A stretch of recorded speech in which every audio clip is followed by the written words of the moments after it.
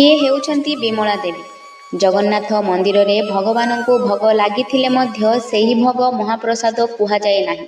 जे पर्यंत जड़े देवी ताहाकू स्वीकार करि नथांती सेही देवीଙ୍କ बिना जगन्नाथଙ୍କ भोग पवित्र हुए ନାହିଁ। ए पर्यंत कुहाଯାଏ जे स्वयं भगवान जगन्नाथ मध्य तांकर अपेक्षा करती। कथा अछि गोटे समय देवलोकरे भगवान विष्णुଙ୍କ ପାଇଁ भोग प्रस्तुत हेउथिला। भोग शेष रे जेउ अवशिष्ट भोजन को उच्छिष्ट कुहाଯାए सेहिटा बंटन हेउथिला।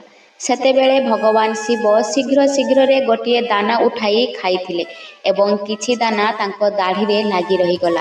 परे देवर्षि नारद सेही दाना को देखि भक्ति सहित खाइदेले। एही कथा जेतेबेले देवी पार्वती को जଣା पड़िला से बहुत दुखित हेले, कारण तांकू सेही प्रसादर अंश मिली नथिला जेउठारे देवी माने मध्य परमेश्वरଙ୍କ भोगर अधिकारी मना जाती। से भाबिले जे तांकर अपमान हेइछि। तापरे देवी पार्वती गभीर तपस्या करी भगवान विष्णु को न्याय पाई प्रार्थना कले। भगवान विष्णु तांकू कली जुगरे विशेष बर देले। जेतेबेले से जगन्नाथ रूपरे पूर्ण धामरे अवतार नेबे सेतेबेले पार्वती सेही धामरे विमला देवी रूपरे विराजित हेबे एवं जगन्नाथଙ୍କୁ जेउ भोग अर्पित हेबो सेही भोग प्रथमे विमला देवी को अर्पण करिबा आवश्यक हेबो। ताहापरे मात्र सेही भोजन पवित्र हेई महाप्रसाद भावे भक्त माननकु बंटन कराजिबो।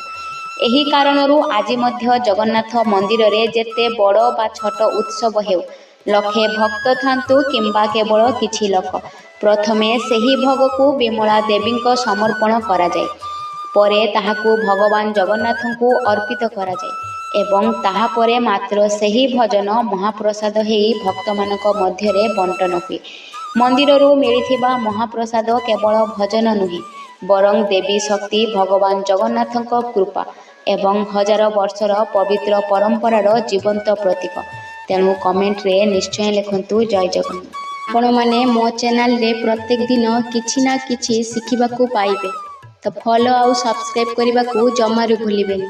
राधे राधे।